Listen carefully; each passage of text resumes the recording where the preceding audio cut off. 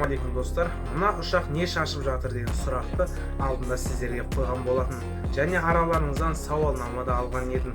Сауалнамада көп деген достарым бұны снаряд және от шашу деп белгілепті. Әрине, ол жауаптарыңыз мүлде дұрыс емес. Араларыңызда тек қана бір ғана оқырман шынайы жауап берді, яғни өзінің білмейді екенін жасырмады. Ал сұраққа дұрыс жауап бергендердің саны небәрі 4-еу.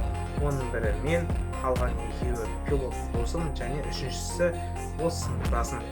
Достар, бұл тепловая ловушка деп аталады. Яғни ұшақтардың соңынан қуалайтын, ұшақтың жүрген бағытын қайталай алатын, бұрыла алатын заманауи зымырандарды жоятын жүйе.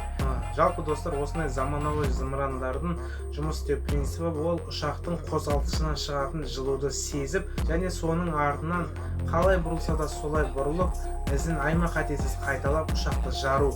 Жалпы осындай ізіңнен қалмайтын заманауи зымырандардан айналып қашып кету өте қиын. Сол себепті истребительдерге, осындай әскери ұшақтарға осындай тепловая ловушка системасы қойылады.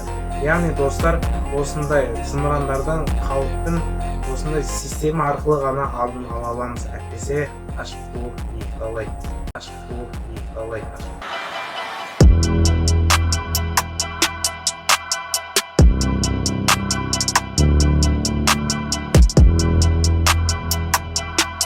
Достым, сені авиация қызықтары, ғылым ғажаптары қызықтыратын болса, менің арнама өт. Менің арнамда ешкім түсіре бермейтін авиациялық контенттер бар.